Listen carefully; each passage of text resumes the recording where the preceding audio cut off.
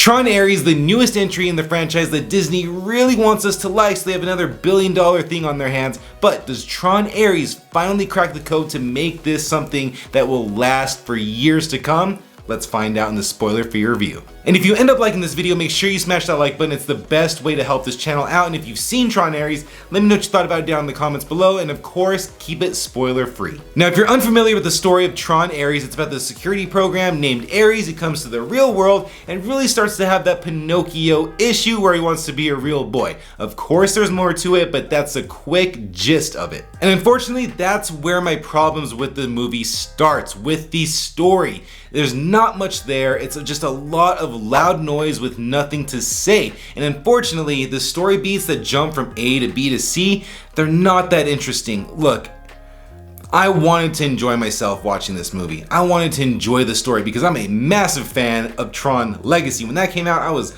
watching that on repeat. When I bought the Blu-ray, I saw it in the theaters. Before that, I was a fan.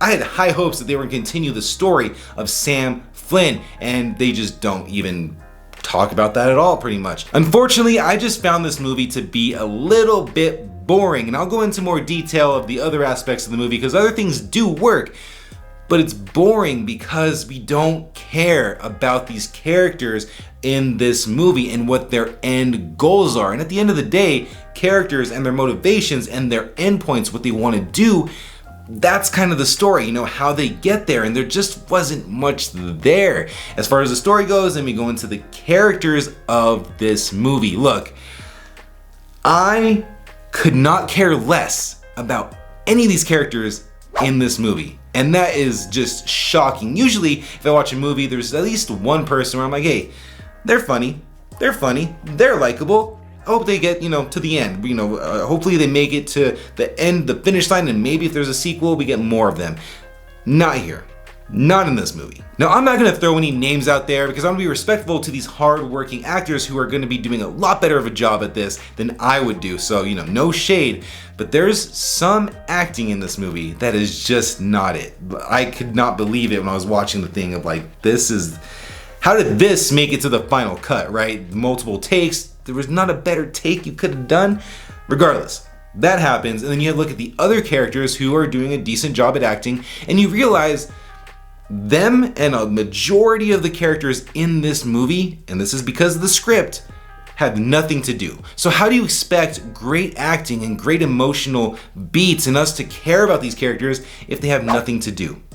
It's not there. So if you don't have a story that's interesting and you don't have the characters sprinkled in there that I care about because of whatever it might be, you don't have anything there. And the movie ended up being very, very boring for me at times. And I'm not saying all the time, I'm just saying a few times here and there, I was really feeling it and I was just ready for the movie to end. And that is just, some of the things I'm saying to you all right now, that's not me. That's not how I watch movies. I'm genuinely pretty easy to please. It's really easy for me to watch a movie and get something out of it, some positives of it, and there are positives in this, but the majority of the time I was sitting there just really let down by what I was watching because the last one, Tron Legacy, I loved that movie and I still do today.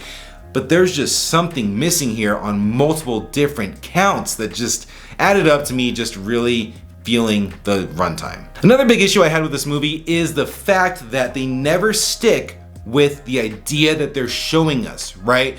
You've seen the trailer, right? This isn't something new. I already told you what the movie was about, a program coming to the real world. So with that, that's a pretty cool idea, right? So when that happens, we sit there with it for a little bit, not too long, but we sit there with it and then we go to the grid because this is a Tron movie. No spoilers, we're going to the grid for a little bit. We don't stay there for long, and we come back to the real world. We don't stay there for long. We go to somewhere else I'm not gonna mention. We don't stay there for too long. So there's really great ideas that they're messing with here, but at no point was I sitting there like, okay, cool, let me get settled in here and really enjoy myself because by the time I did that, we're moving on. So it just was a little bit frustrating where I couldn't sit with that. If you look back on Tron Legacy, and yes, I'm gonna be talking about Tron Legacy a lot because there is a big comparison here. Look at Tron Legacy. We spent maybe 25%, 15 to 20% in the real world to set up the rest of the movie. And then we're on the grid for the majority of the movie, right? It's not like that here. It's a lot of jump cuts back and forth, and I did not like that because they stuck with such a great idea in Tron Legacy, the grid. Awesome. But with this one, they never give you time to just settle in and enjoy the ride. But that is enough negativity. That's not what I'm about on this channel, but I had to let you know the things that I didn't like. So let's go and move on to the things that I did like. The first thing I liked is, of course, the music. Look, going back to Tron Legacy, Daft Punk, that score was iconic. The music in that movie just was on another level. It helped elevate the movie to something so special. And this movie doesn't quite reach there. Not a knock on it, not a negative thing. It just, for me, it didn't quite, get to the heights of what Daft Punk did on Tron Legacy. 9 Inch Nails does a great job though. So the soundtrack is fire. And the other thing that I really liked about this movie is, of course, the visuals. They're beautiful.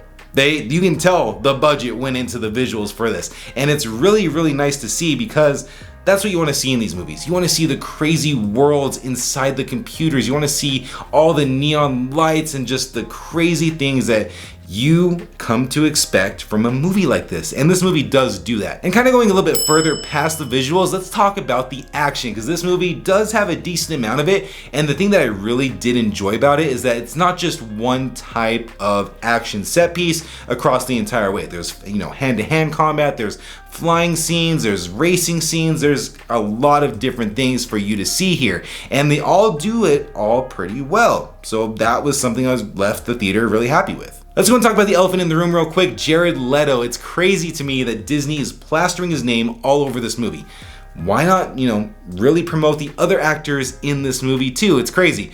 But Jared Leto is one of those characters that I'm talking about that doesn't have a lot to do because his character is a program, is the stoic program with no emotions for a lot of the movie. What do you expect him to do with that? So if you were worried about Jared Leto's acting, I thought he did a great job for what he had to do. It was part of the character that he was playing, it's part of the story. So if you were worried about Jared Leto, you're getting Jared Leto, but he's not really doing much. So yeah, unfortunately, when the credits were rolling on Tron Ares, I was left very disappointed. It is a beautiful movie with a lot of great action and loud, great music to, complement the action and what's going on. But at the end of the day, it had nothing to say, and it had characters and a story that I just did not care about in the least.